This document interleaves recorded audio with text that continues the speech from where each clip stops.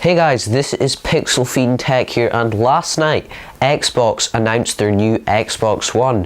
Here I have a list of the majority of the new features included, and in this video I'm going to be going over them all with you.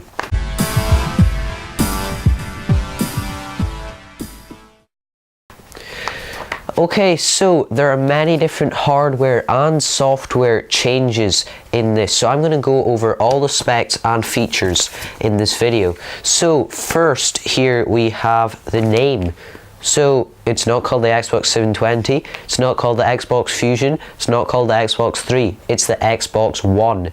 Now, to be honest, I didn't think it was going to be called the Xbox 720 because I didn't think they would go two full circles, but I think it's a good name because for two reasons. First is that it's an all-in-one system, so they're selling it as it is the only thing you need in your living room. You just need your Xbox One and your TV. You don't need different DVD players, cable boxes, stuff like that. You just need your Xbox. It's apparently an all-in-one entertainment system.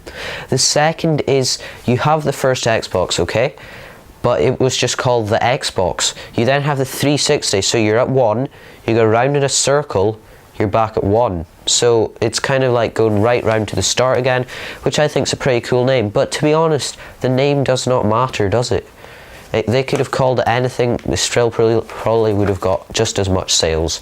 So next I'm going to speak about is voice commands. So in the show last night they had a lot of voice commands. So he was in a game and he said switch to music, and it went to his music library.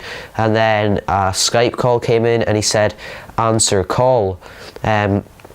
And he could just go switch to TV, switch to game, switch to music, and it just did it straight away, and it was very, very responsive.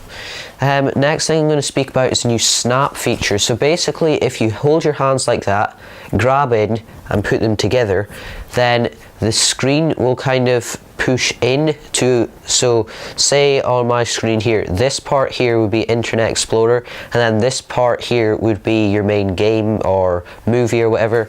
So if you're in a movie and they make a weird reference, then you can just go snap, Google what they were speaking about, or actually Bing what they were speaking about because it's Microsoft, and then you can just go like that and have it full screen again. So that is pretty cool multitasking feature, so you don't have to take your phone out your pocket, you can just do it on that TV. The next thing is ESPN. Now they have signed deals with ESPN and they have tons of new features for watching live sport exclusively on Xbox, things like that. So that's pretty exciting if you're into sports.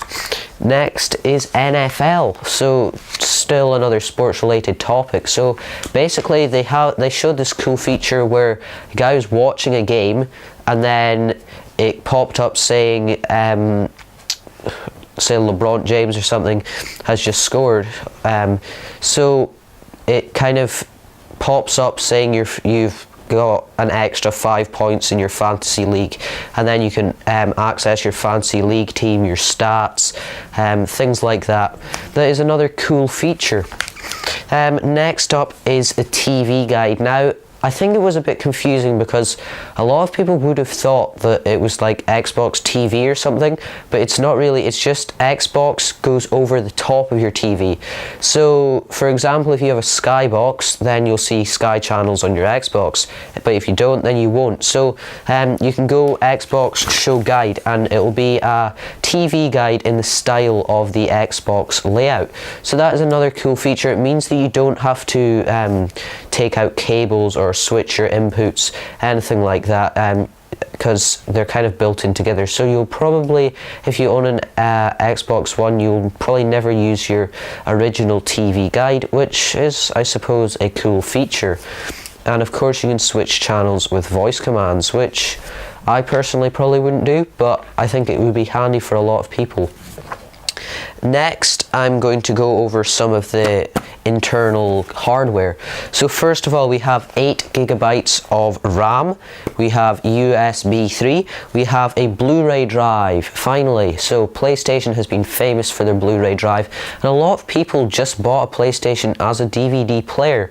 So it's good that Microsoft have finally come out with a Blu-ray player, but to be honest, they should have done it quite a while ago.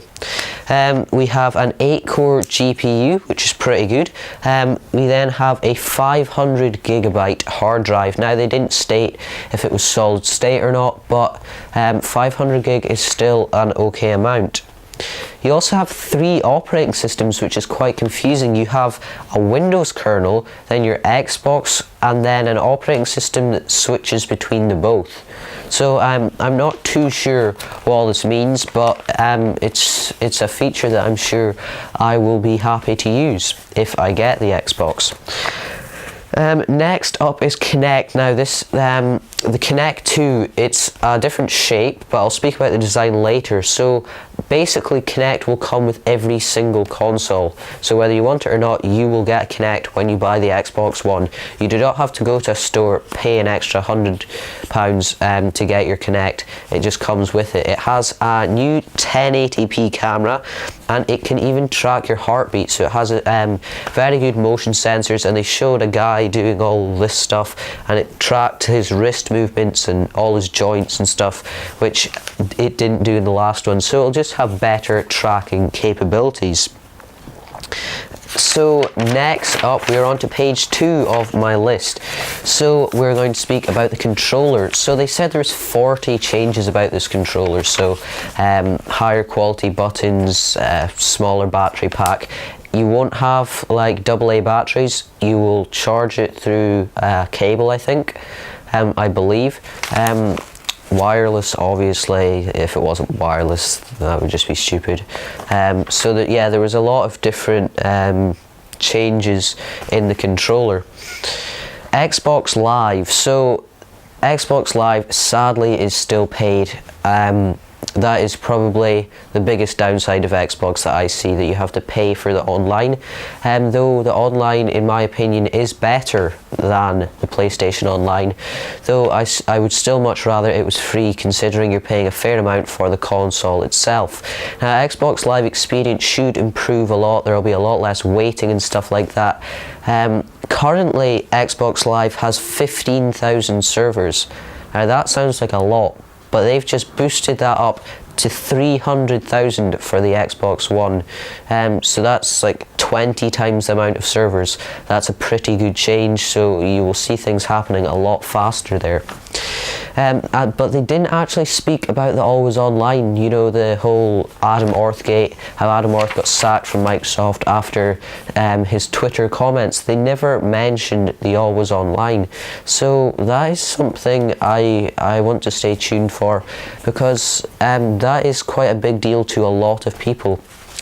Next is EA. Now, Microsoft has pretty much partnered with EA, and EA has made this new gaming system called Ignite, which is going to be powering all their games. So they showed UFC, FIFA, NFL, and it flashed up famous sport players, and as soon as he said, let's hear from some athletes, I was ready to bet all my money that Messi was away to come on the screen, and there he did, speaking about how football is now a more physical sport than it used to be.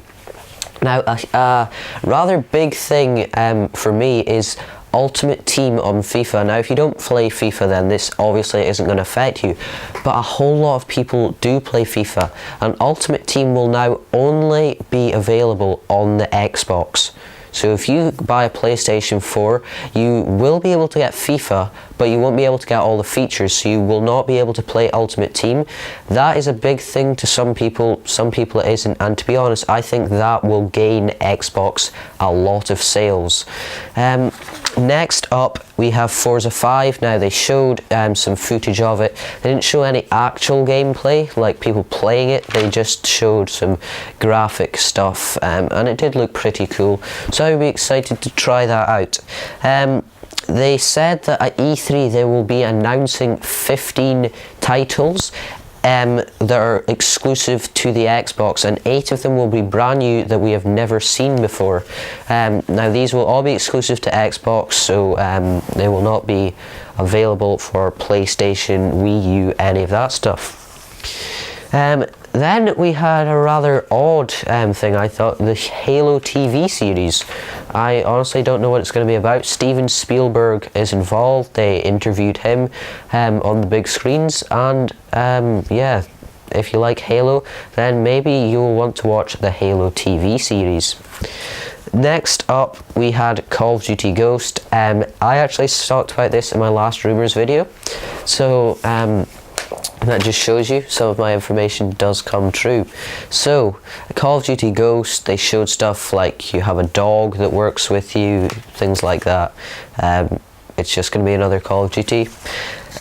Next up is the whole used games things. Now basically what happens is you don't need to use the physical disc every time you want to play the game on the Xbox, because the game will save to your hard drive. So it's going to be very handy for you, but it can only be accessed on your account. So if you want to sell a used game, you have to pay Microsoft a fee to switch the game from your account to the person's account you're selling it to. So that is going to it's going to take away a lot of business for used game dealers, as they'll have to charge more for the games to get switched from account to account. But the used game business is huge, and if you think about it, at the moment, currently Microsoft and Sony make absolutely no money from used games. They only make money from the first sale. The used sales they don't make any money from, though they will get some stuff through Xbox Live, but that's only if the person uses Xbox Live. So yeah, that's going to make a lot more money for Microsoft, and it is also going to annoy quite a lot of people.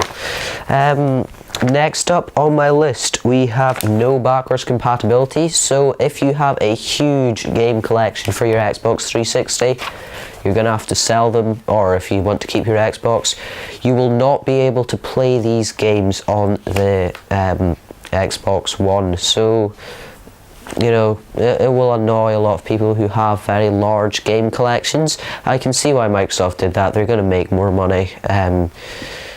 To be honest, I don't think it will discourage people from buying it. So now I'm going to speak about the design. So the Xbox has, it's grown. It's more cuboid shaped rather than that weird kind of, I don't think that shape has a name, but now it's more cuboid shaped. It's going to be thicker, bigger. The Kinect was like a rectangle, and then it came down and there was a small speaker bit there, so that was a rather funky design, you could say. The controller was very similarly designed. I thought the Xbox did look good. Personally, I think at the moment I prefer the current Xbox 360, though I think the Xbox One is well designed. The reason it's bigger is probably because smaller components are going to be more expensive, so they're trying to keep the price down for you. So I would expect they're most likely going to do a PlayStation, and in a few years you'll see the Xbox One Slim or the Xbox One Lite or something like that. That's going to be a lot smaller and slightly more expensive. So that is what I predict. We also had stuff like Skype. He showed a Skype call with his friend, and that was in the Snap feature. So you can all watch a movie at the same time while having your friends at the side of the screen. So it's kind of like going to the cinema in your living room, because you could watch a movie with your friend who is on the other side of the world. So basically, Skype is now brought into your living room. If you have an Xbox One, then you will be able to use the 1080p camera on the Kinect to contact your friends through Skype. So that is a nice feature. They had a few things like that. Obviously you'll have your Netflix, your Hulu, all those subscriptions, you'll be able to access them through the Xbox One. So personally, I don't have a verdict on the Xbox One. From what I've seen, I think it blows the PlayStation 4 out the water. Though, to be honest, we haven't seen that much of the PlayStation 4, so I cannot judge that much for you. I would like to see the games that are available. I would like to see much more. I think there's still some details we need to be told before I can make my decision. The most important one will be the price. The price will probably go down after the first few months, but if it's at an okay price, I may just get it. So stay tuned if you want to see an unboxing and a review if the price is right. So that is my kind of overview of the features, the hardware, things like that of the new Xbox One. I hope you enjoyed this video. If you did, please hit that like button. If you've got any questions, comment. Don't forget to share this video with your friends, and of course subscribe to my channel for more tech goodness, graphic design, photography, tutorials, unboxings, reviews, all that stuff. Just click that little button below, or you never know, if you're watching this in a few years time, the subscribe button may be there or there or there or right here. So yeah, click here if you want to subscribe. See you.